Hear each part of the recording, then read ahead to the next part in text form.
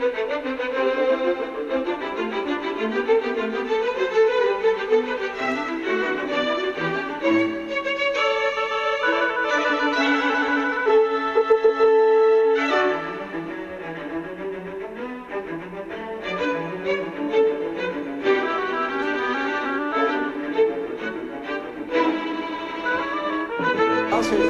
thanks.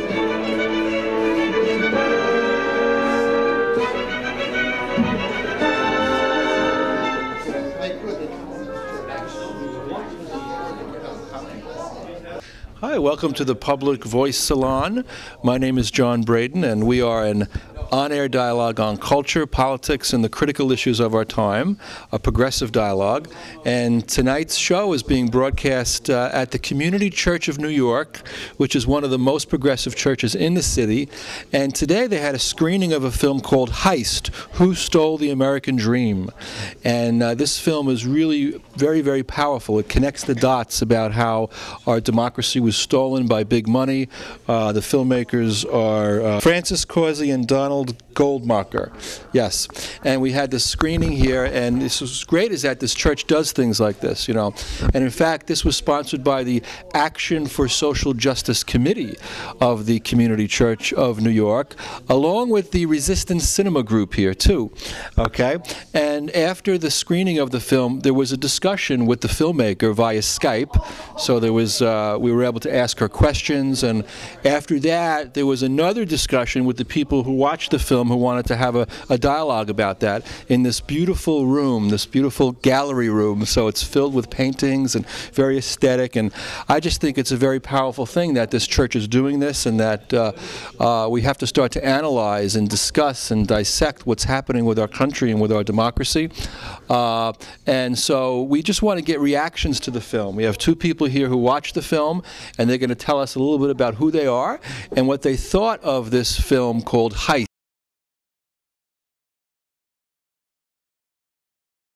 My name is Robert Gums. Okay. I'm a member here of Community Church. And you could hold the microphone here. And not too close, though. Okay. There's good. Okay. Okay. Yes, and I'm a member of Community Church. I enjoyed the film immensely. Mm-hmm.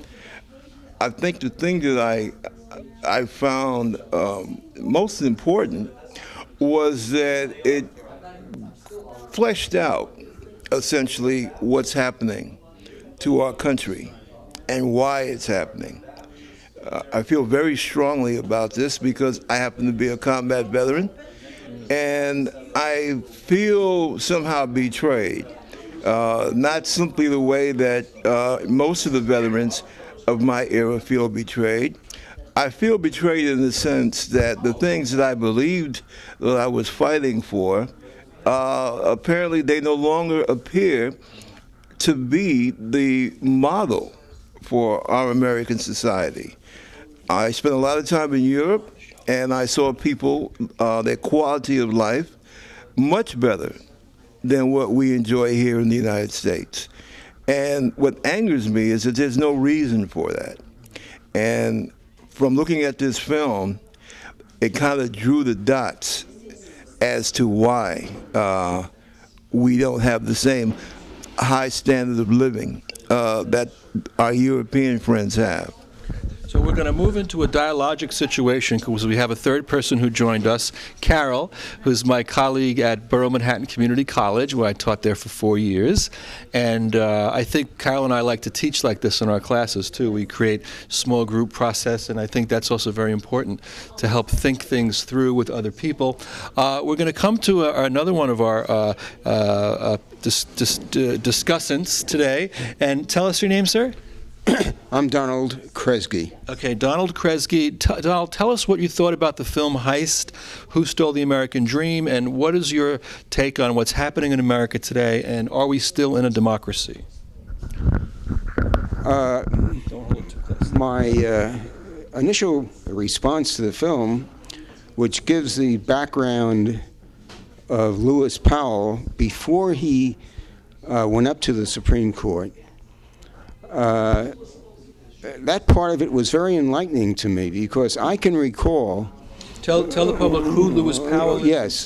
This famous Powell memo, which is part of the plot. I will. Okay. Lewis Powell went up to the Supreme Court. He served there, was well regarded for quite a while, and then retired when he was still healthy and alert. He was a very successful lawyer from Richmond, Virginia, conservative. He was a corporate lawyer, represented some very large and important corporations in this country. And I believe it was in 1971, at their request, he wrote a memorandum, an 11-page memorandum, that took the position that the conservatives in this country, especially the conservative leaders, were under attack, and they had to fight back. And that was called the Powell Memorandum. And he laid out in that memorandum a strategy for not really taking over the politics of this country, but presenting a very convincing case for the conservative and corporate interests in this country, presenting that case to Congress and to other important decision makers, lobbying for their positions on various social and economic issues, and also, of course, taking control of the political process. And this memorandum had a very profound effect on the conservatives in this country, and ultimately was successful. It was not only successful because Powell went to the Supreme Court, but it was a blueprint of a very effective strategy for really giving a form and a shape and giving strength to the conservative movement in this country. Now, when I saw the film, my response was that, well, I can remember when Powell was I'm a lawyer. I can remember when Powell was nominated to the Supreme Court. And although there was discussion of his background, it was very superficial. And it certainly never went into his very pronounced and prolific efforts on behalf of conservatism in this country. This whole business about the Powell memorandum never saw the light of day before Powell went up to the court. I just want to interrupt you at this point, and because I want to get Carol, our other person on our panel here, and sort of move it around as a dialogue. And when you said something about how this Powell memorandum made our country more conservative, I want to bring up that word conservative also, and to sort of critique and look at that word, and how conservative are the radical right Republicans? Are they really conservative, you know? I mean, a true conservative doesn't spend trillions of dollars on corporate welfare, right? A true conservative doesn't allow General Motors to not pay taxes. There needs to be some revenue coming in. I think the word conservative has been used by these right-wingers and misused. Like, one of the things that came up in our discussion today after the film is that there used to be a liberal wing of the Republican Party. I mean, Eisenhower would be considered a liberal today. You know, Nixon would be considered a liberal today. Rockefeller, certainly. This has been a hijacking, I think, of our country by a small cabal with Lewis Powell as one of these members, you know, who really did the bidding of a very small number of people, these 400 people who have more wealth, you know, than 150 million of the lower, you know, 150 million Americans. 400 people combined, including the Walton family and these kind of folks. How do we drive these people out, and how do we get our democracy back? Carol, what'd you think of the film? I like what you raised, but I'm just going to go to the heist primarily. The film is very educational, and I'm a writer and a teacher, and I'm interested in education, historical points of view to understand the present. So I thought she did a good job there. What happens for me, though, is it seems as though the filmmaker doesn't really know much about the American people. And I find this to be true of anyone who's gone to college and graduated. They don't know very much about the American people. All right, it's the American people, millions who did not vote in this last election. All right, they feel very disillusioned, disappointed, not served. And then in particular, African American people, which the filmmaker did have the Katrina image on, in her film, where you had people on the roof after the storm, and they were waving the American flag. And I remember someone even died. That person was wrapped in the American flag. So there, she gave us a good image, and I'm into writing and images, poetry, and what they have to say to us. Gwendolyn Brooks, what she had to say about her area of Chicago. I think we have to do more about understanding more different kinds of Americans, who we are, understanding the needy, and of course the students that we work with at BMCC are from families. I think I read that the average income is something like $25,000 a year. I just read that recently. And it was also pointed out that these students are from failing schools, the public schools in New York. Of course, we have different kinds of students, but we could even say perhaps 60% come from schools that were not up to par. These schools were not serving the students as they should have. And then it's the writer. As a matter of fact, you may want to publish something. It's in the Inquirer. The writer says, and these students are right, I think it's 3 blocks away from Wall Street, the 1% group. That was the irony, in the article. So I just think that I do believe in our young people. I know they feel something, they know something's not right. They have different feelings about the election of President Barack Obama. Of course, they see the symbolism. Their parents are telling them that the parents never thought they would live to see a black man elected. And I will say to them, I felt the same way, but I basically want to look, the race is important, that achievement is important, that they got a good education, that's all that's important. But also let's look at the policies. And this is what was said in earlier discussion when people were talking about the oligarchy. And it could be just personal, it could be because I'm African American, but I don't believe that I ever one day experienced living in a democracy. My mother was a child sharecropper. Her mother and fathers were sharecroppers, Mississippi. And sharecroppers are really just still slaves. My grandfather could never vote. If he wanted to vote, he would be shot and killed. So I just, with those experiences, I don't feel that I'm in a democracy. They moved us up north where I heard more about democratic principles in the classroom. All right, and I think that's what the filmmaker was talking about, or if someone here was saying this idea of democracy is in the heart. Was that said here or in the film? I don't remember. Do you remember if that was? Do you remember if someone said it here? Oh wow! Well, here someone said the idea of democracy is in the heart.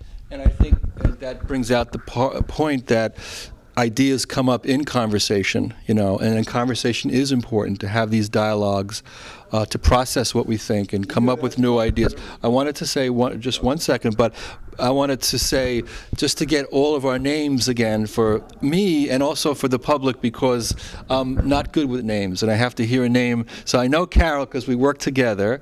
And your name again, sir? Robert. Robert, okay, and? Donald. And Donald, okay. So, and Claudia is filming us. I have a new member on our panel just joined us, Russell. Yes, Russell LeBranco, who is in charge of this program here at the Community Church of New York that puts on these nourishing films and then discussions, and really has to be commended and applauded for the work that you're doing with this church. Russell, I want to give you a chance to join our discussion and tell us what you thought of the film, and what do you think the state of American democracy is today, and how it could be strengthened. Well, I enjoyed the film very much. We've done a lot of films. By the way, I'm the coordinator of Resistance Cinema, which is one of the two groups that put on today's presentation, and because we've done lots of films on the economy, and generally those films are pointing fingers at the bad guys, the financiers and the corporations, things. Yet with this film, that was part of it, but because it took as its spring point the Powell memo, which is an ideological document, it had more ideological content in it, which interests me. And as one of the comments that I had made previously in our discussion is that it clearly demonstrates that conservatives frame the issue of human freedom in a way that is fundamentally different from the way other people do, liberals, progressives, people further on the left or whatever, and it gives priority to the freedom for businessmen, for entrepreneurs. It's almost as if entrepreneurial freedom is the fundamental freedom, and political freedom, political rights, individual rights, human rights are subordinate. And in different statements that have been made by different conservatives, it reflects that. Milton Friedman has said that it's possible to have capitalism without democracy, but you can't have democracy without capitalism. So he clearly saw capitalism as fundamental. Another conservative, I remember in the 1980s, Alan Bloom used to talk about the free marketplace of ideas as being something rather superficial, that and he would have no problems putting limits on the marketplace of ideas. So there's clearly a different notion of what is human freedom. That's an ideological discussion that we never have. You're not going to find that in political debate, and yet it is there behind most of the policies that are being made. I can give you lots of examples. One of the most salient features in American political life in the last 10, 15, 20 years has been the privatization of sectors of our society that were once under public control. Privatization of prisons. That's an ideological decision. That's just not a business decision. It comes out of an ideological idea of how things ought to be. Now underway, and by the way, there has been no resistance to the privatization of prisons from the Democratic Party, from the, who's fighting back? Only there are certain groups that are fighting back, but both parties agree on that. So they're not. There's no public opposition to it because the public does not really know what it is and doesn't know what the implications are, what the consequences are. The privatization of schools, the privatization of highways, the privatization of well, they want to privatize the post office, and all of these things. These are ideological policies, or they're policies that derive from ideology, and we're not talking about what that ideology is, and that's to me incredibly dangerous. And without that, when you say the status of our democracy is considerably weakened, and at one point. The people who really run the country, if you want to use the term, the ruling class, okay, fine, have a very weak notion of democracy, whereas they form policy and maybe will say, yeah, I like that or I don't like that, but the people don't really participate in the discussion of the policies. So. Well, I think all of my guests here should either be on Charlie Rose or on Bill Moyers to get out there to a larger audience. But this is more of a constructive dialogue show, though, and I'm really grateful for you being part of it. I would like all of our listeners to read this Powell memo. I think it's very important for Americans to read it, to know what it is. You can find it online, actually. Google search it. Google it and find it. And because this Powell, he laid out the strategy for the radical right-wing Republicans to take power. He said that there was a liberal conspiracy in the society. This was back in the 70s, And one of the people he attacked was teachers. He said there's liberal teachers are corrupting, the youth and this and that. And since then, education has become more difficult. Teachers have been paid less. Now students come out of college with these huge student loan debts so that they don't have time to get involved in politics. So I think the right just strategized their way to victory, the radical right. But how do we take our country back? Is it going to be an electoral process? Do we need a third party? Should we work in the Democratic Party? These were some of the issues that came up in our post-film discussion. Maybe we can share this with our public. What are the thoughts for getting our country back? I like to finally say that now, I remember first hearing about the Powell document.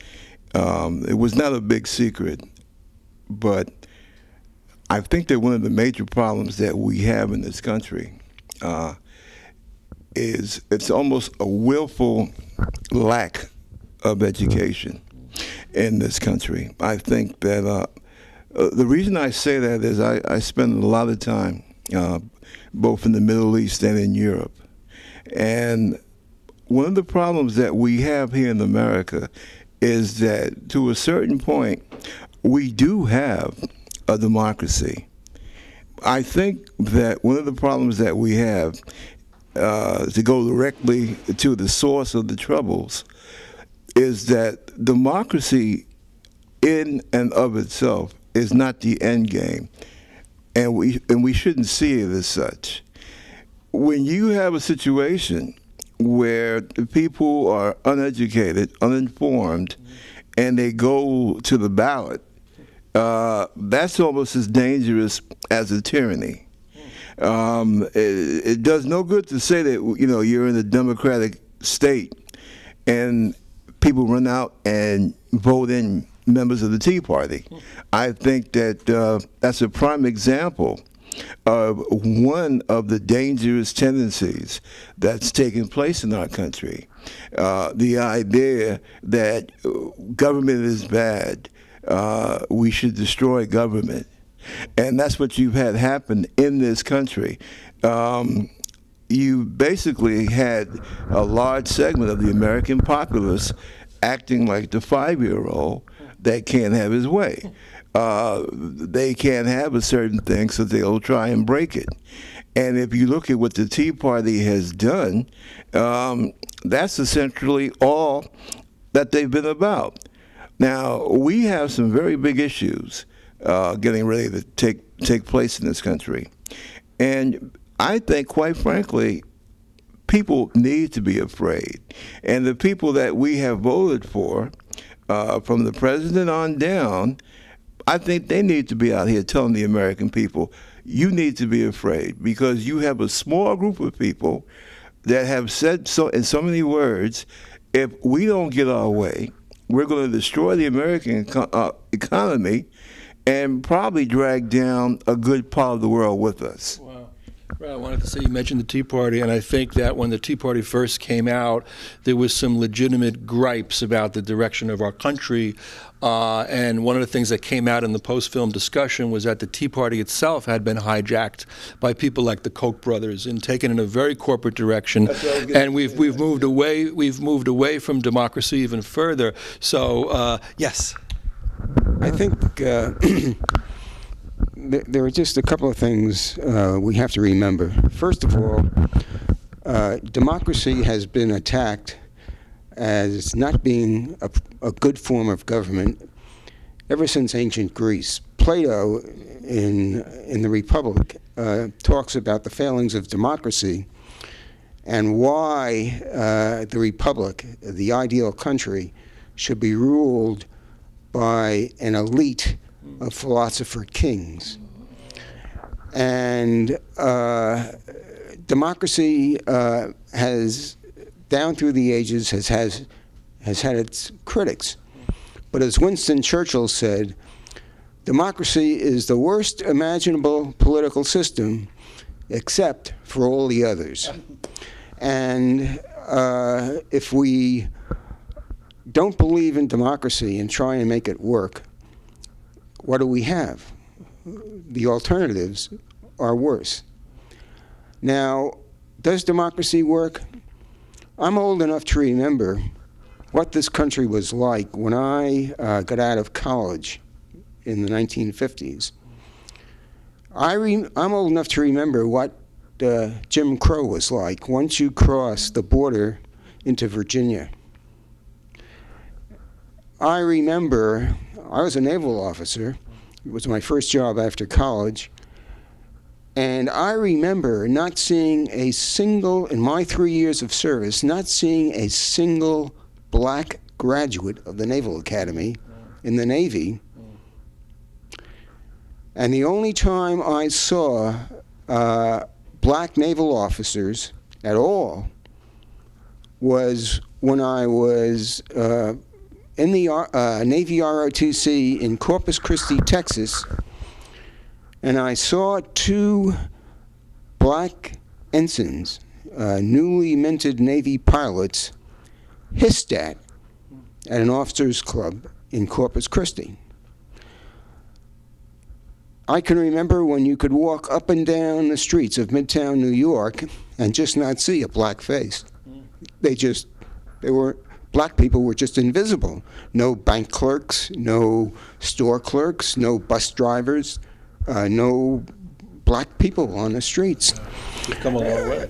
And when I think of the progress we've made, it overcomes my pessimism. No matter how low and how depressed I am about the political process in this country, and there's certainly a lot to be depressed about, I can remember the so-called good old days when if you were not a white Protestant, things were not good at all. And we've made a lot of progress. And how can you, looking back and taking the long view, how can you say that the country is not going to continue to make progress? It's a slow, it's slow, it takes work, but the American people are a deeply moral people, and things do change for the better. Wonderful. Now we're just going to. Carol's going to have a space to say some things, and then Raymond, and then we'll Russell. I'm sorry, and then we'll move to very brief closing comments. Okay, Carol. Thank you. I agree with what you're saying. There is some progress in this country, but I'm working on a poem now about Pablo Neruda, the poet. When I was a student at Columbia University, he came and he spoke to us. He read. And we were very moved, and some of us got a chance to speak to him. Then he left and he went back to his country. Our country, America, decided that they didn't like the election in Chile and overturned the election. And I don't know who did this, but I understand someone burned his library. And that made him ill, and from that illness he died. I talked to Cecilia Vicuna, is a Chilean sculptor. She told me the details of it. So my poem is about this great poet who came to speak to us young writers and those of us who were young teachers, but how my country is responsible for overturning that nation and then burning the library. Remind me of the library that was burned in Egypt. So the poem is this hope, yes. It was wonderful to hear the poet.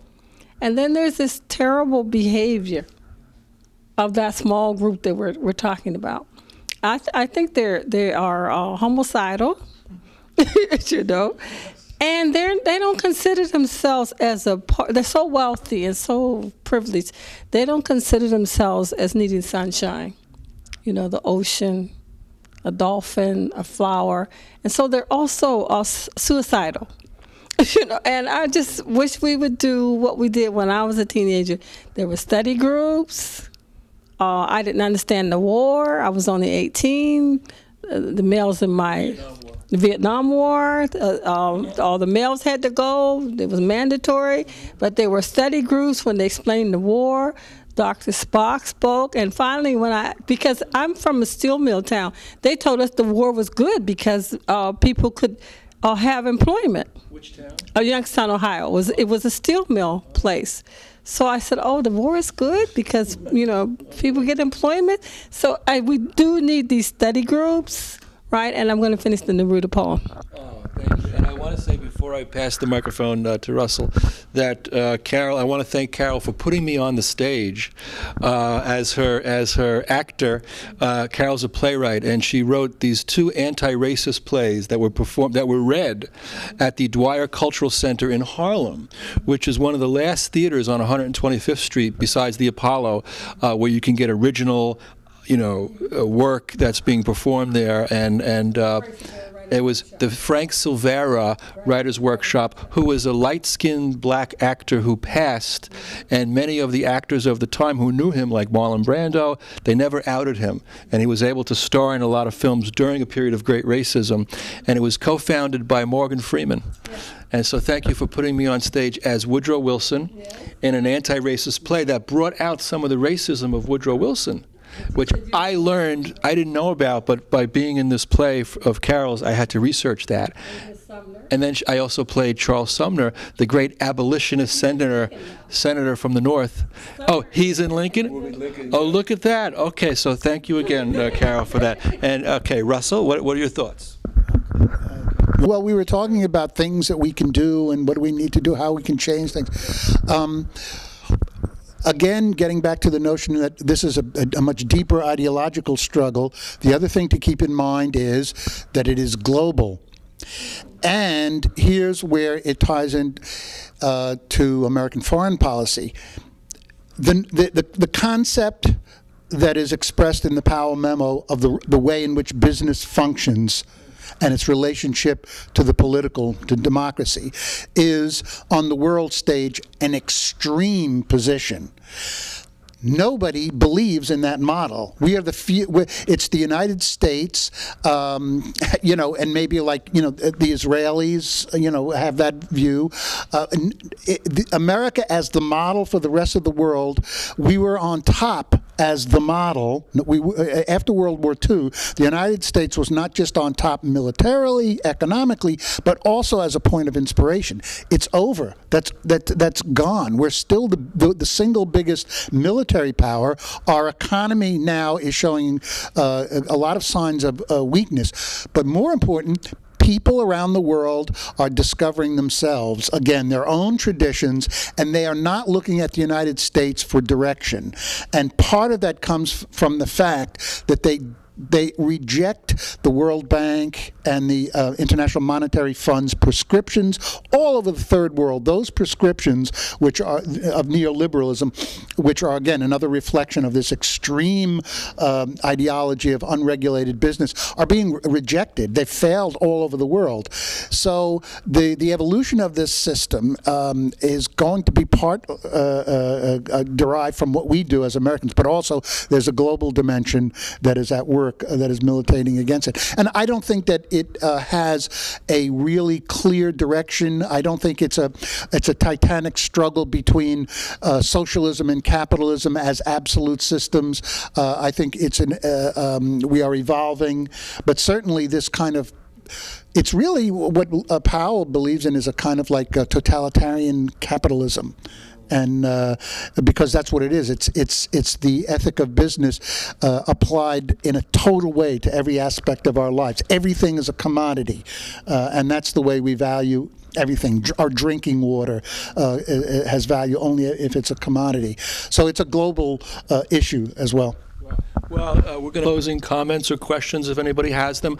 I just want to reflect again about the dialogic process here, the fact that we're finding our voices on the air. You mentioned evolution. I think another part of the evolution is to get real everyday citizens and people who are doing important work, people who should be invited onto mainstream media, onto CNBC and onto Charlie Rose, but who are not getting that invitation because a lot of people are terrified. They're afraid to speak in public. And I think that's one reason you have this quietism in the society. Oh, you know, I meet some brilliant people with great ideas, and I say, you want to come on the show? Oh, no, I couldn't. Because they see themselves as not part of the talking head culture, that they might say something embarrassing or they might not sound whatever. But the people who are running the show now, you know, they sound so profound, but they're really not. They're talking in cliches and they're spouting lies. And getting back to this dialogic process, my first day of the semester at Essex County College, I teach English there, started yesterday. And I put my students in a circle, and they had never sat in a circle before, or some of them had more progressive teachers, you know, and then I put them in small groups to have discussion, and they felt so liberated. They felt like, wow, we can really discuss things and talk about, tell their own personal stories, name the problems in the society. And I think more people across America have to rediscover that, have to get off their iPods, have to find themselves in their community bookstores or cafes and have these discussions, and maybe consider filming them also and putting them on the air. So brief closing comments. What did you learn today from our film and our discussion experience, and what are some thoughts going forward? We've certainly talked a lot about the faults of our country, and they certainly exist. There's a lot of room for improvement. But I'd like to close by just narrating an experience I had about a year ago, just a couple of blocks from here, on 33rd Street and Madison Avenue. I came across three young students from China. They were probably about 20 years old, two young men and a woman, and they spoke broken English. And the two things they wanted to see in this city, or see first, one was the Statue of Liberty, and the second was the United Nations. They wanted directions to those two places. So yes, the United States may have lost a lot of its luster in our eyes and the eyes of people elsewhere. But our ideals and what we have politically in this country is something that people elsewhere look up to. It's what they want. So we should never underestimate the greatness of what we have. It's not in our armed forces. It's not in our economic strength. It's a greatness of spirit and a greatness in values. Yes, we have our problems, no doubt, but people all over the world want the same thing. Thank you. Thank you. Brief closing comments. Well, briefly, I'd like to say that I've had a chance to discover the depth of two of my fellow church members here, Carol and Brother Russell. But I'm not a church member. Well, you're here often enough, so Film member. you've been drafted. How's that? Okay, that's the first thing. My fellow naval person, I did a tour in the Army, and I did 3 tours in the Navy, so I consider myself naval. And, you know, he brings up some good points. I think generally what we need to do, people who are progressive-minded, we need to really not just, because when we say organize, that's kind of like a blanket statement. What we really need to do, we need to educate, because I think that's the most important thing that's lacking right now in the American political scene. Russell referred to the talking heads. I think that we see too much of the talking heads, and we don't see enough of real people, because we're the ones that supposedly make the society run. And we have to start making sure the people that we elect to represent us, that they represent the values that the mass majority of the American people have. Thank you. Carol? This is so stimulating to me, a writer. It really is. But I do want to say that the United States, as it was set up with the colonizers and the genocide against the native people, and then the kidnapping of Africans to build the wealth, I don't think it's a good model for saying we're the best. I think as human beings, all of the people who are here now, 2013, and then at our school, we have many immigrants coming in. I just see wonderful things in the students who are immigrants. I just really love them. Now, I know some of it is like we have similar values, like cooking, or certain things, but I just don't have this feeling that this is the best. I like the people from Iraq. I've made some friends with some people from Iran. An Iranian student showed me about the poetry from Iran. I think that's a mistake to say that we're number one and the best. And I would like to see, people come here and get their education. That's fine. But I really like to see young people building their own countries. Yeah. I love the students from Mexico, their spirit, and some of the things. I just think that's wonderful. So our global. Somebody mentioned the word globalization, and they use the global in another way. I can't remember exactly. But the people all over the whole planet, I think, are special and have talents and, things to give, things to offer, poems to write, plays to write, plays to go see, come see my play. No, I don't have this thing that because I was born here in this country that we're the best. I think the humans who are concerned and do want to save our planet, do want justice, that group is the best. That's just how I feel about it. Russell, would you like to say a few things? Okay. Yeah, I'd like to say something to the people out there who are watching this. Get involved. And because I have been involved here at Community Church with these two groups, Resistance Cinema and Action for Justice, and it's a lot of work, and there's a group of us who do it. It's a lot of work. We reach, when we screen a film or have a speaker, we maybe get 50 people. We are not going to change the world. We're not going to change America. We're not going to even change New York City. But get involved, because if you have a positive impact on a small constituency of people, that's enough. That's enough to make it worthwhile for me, and I derive a lot of personal satisfaction out of it. But I get a little bit weary when people come to me and express frustration that we can't change the world.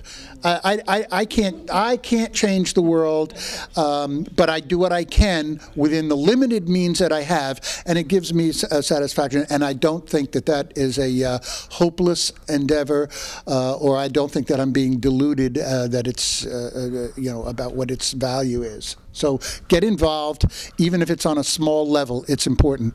That's so well put, Russ. I want to say a few closing comments of my own. To try to change the world, I ran for president last year. I accepted 0 campaign donations from corporations, okay? And I did not get invited on any corporate media either, so my campaign didn't go so far. You didn't win? No, I didn't win. I didn't win. Sorry to disappoint you there. Hey, there's always 2016, though, The other thing about this whole corporate takeover, this right-wing takeover of corporations in the corporate space and business, I have a book coming out in 1 week called The Ethical Sales Agent. And the subtitle is A Transformative Sales Pedagogy to Liberate Corporate Culture and Save America. And I'm trying to to create this other progressive energy within business. I also created an organization called the Ethical Business Society to be an antidote to these groups like the U.S. Chamber of Commerce, which is who Powell wrote the memo for the U.S. Chamber of Commerce, and the Business Roundtable. And I have 32 members already on Meetup. So those are two projects that I'm doing. Another thing I'm doing, considering that we're in a church today, I belong to the NSP, the Network of Spiritual Progressives, which is an organization started by Michael Lerner and Cornel West to create a progressive left, a liberal left to critique the religious right, which is all powerful right now, you know. And a lot of the churches in America are tilted over to the right, but there are wonderful places like this Community Church of New York, Judson Church down in the Village, okay, Riverside Church, that are bastions of progressive ideas and spirituality combined, you know. And when you think of Martin Luther King, when you think of the prophetic tradition that where politics and progressive politics go together, because the churches have the spaces. You know, we have places to screen films, and it also does connect to the gospel, because Jesus would be against all of this corporate control. He threw the money changers out of the temple, you know, so it brings it back to a spiritual theme. And before we close, Claudia, if you could just pan around and look at the beautiful images here, the art that's on the walls here. I think that's marvelous, you know, that we have the privilege and pleasure of being in a room like this. Could you say something about the artwork, Russ?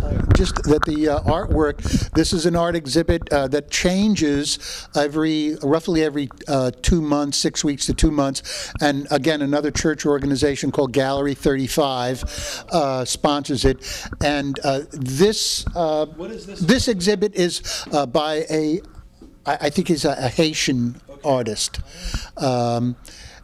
But they have a different show every 6 weeks to 2 months. They're called Gallery 35 because we're on East 35th Street. Oh, that's wonderful. Wow. So thank you all for being on our panel. You're always welcome back in the future. And the conversation will continue because there's always more to say. There you go. Thank you. Thank you. So now Claudia and I are in our Hoboken apartment, on our couch, just relaxing, and this is for the final part of the program, where we get to reflect on the experience that we had, and to say anything that we'd like to about that, because part of the show, a big part of it is that it's not planned, and I think that's what gives it its character and its uniqueness, that we don't have any script. We want to show the people of the world that we can come up with our ideas and our thoughts spontaneously, and so can you. So much of media now is very pre-scripted, and it feels very fake and fluid, and you just sit home very passively, you know, and it sort of like puts you in a trance. So we kind of want to break through that.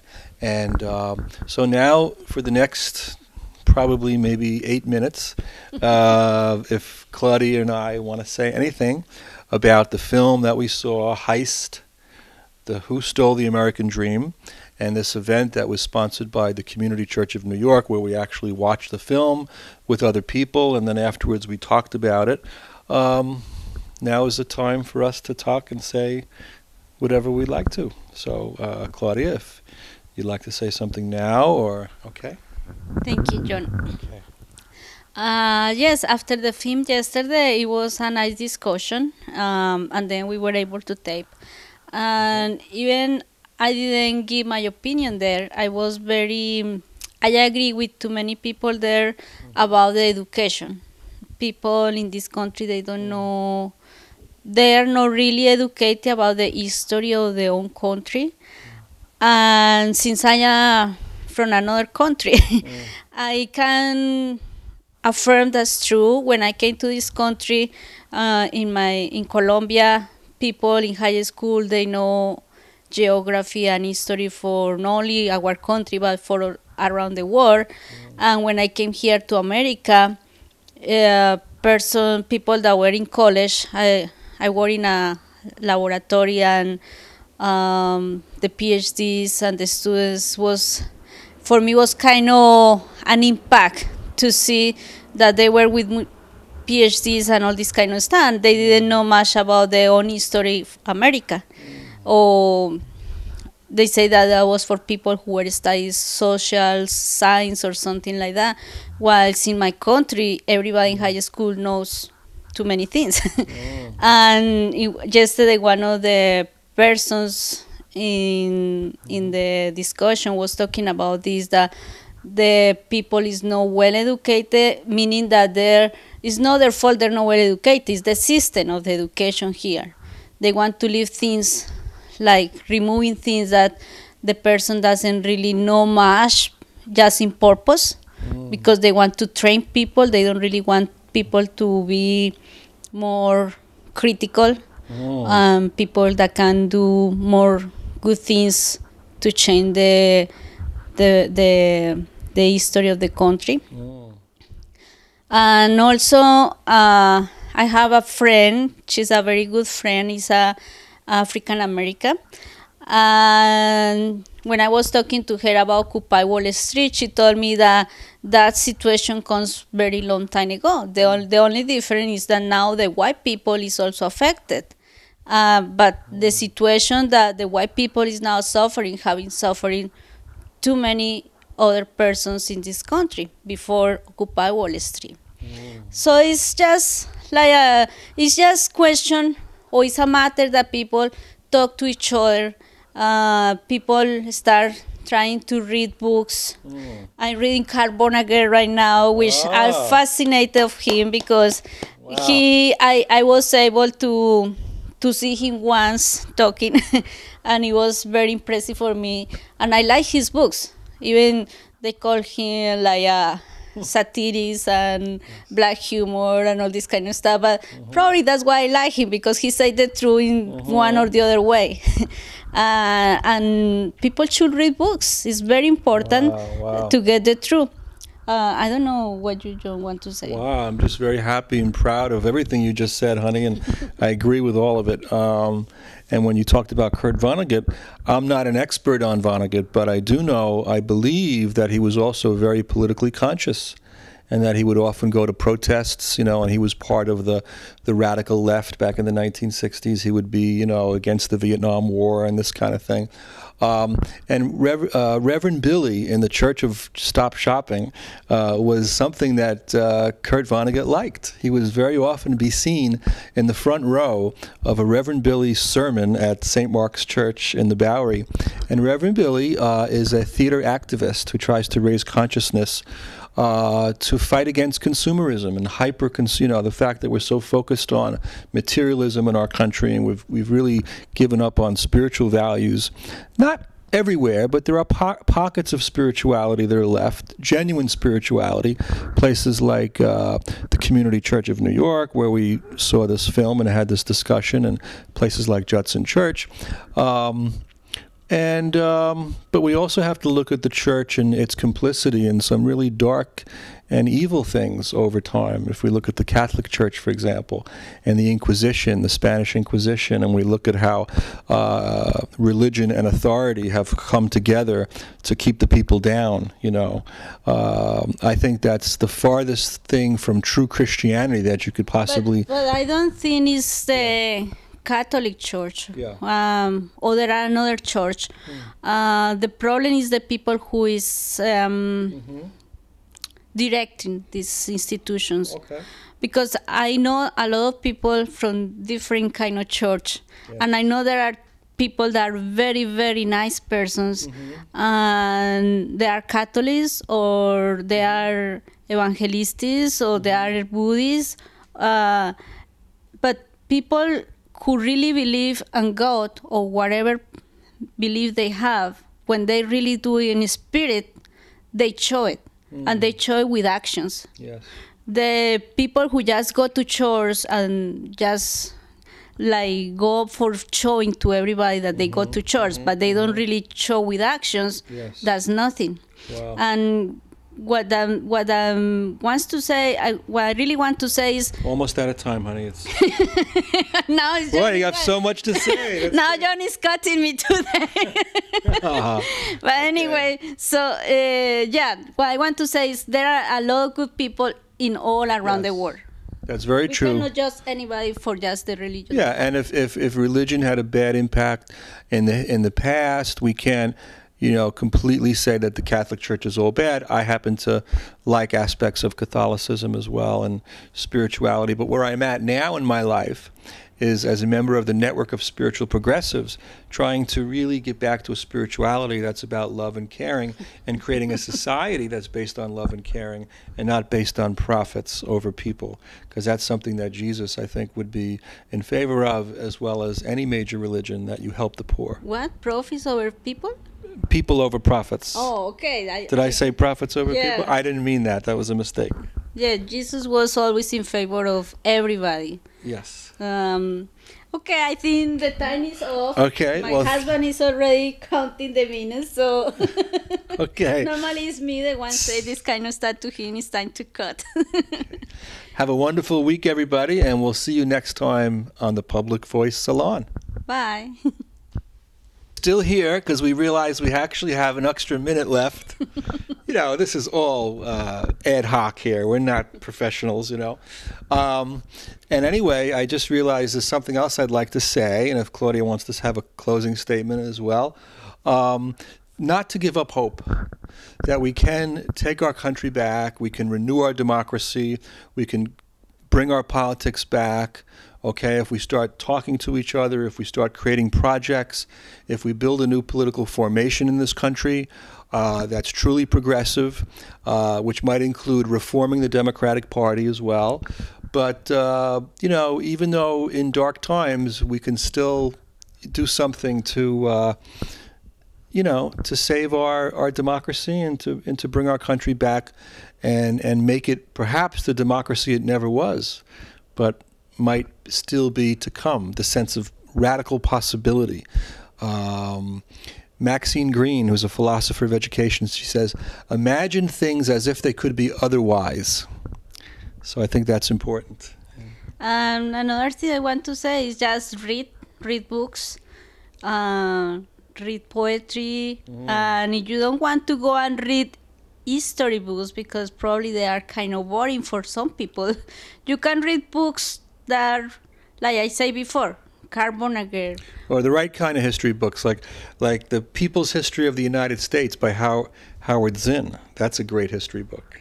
Or also you can read Saul Bellow, which in somehow they use fiction, but they use their own history at the same time, and they show history of the town or history of the country in somehow. Yes. So it's too many ways to learn about history. Mr. Sandler's Planet, or Philip Roth, The Plot Against America. There's a lot of history and literature. Yeah, Okay. I think that's Great. Okay, thank you. Bye. Bye-bye.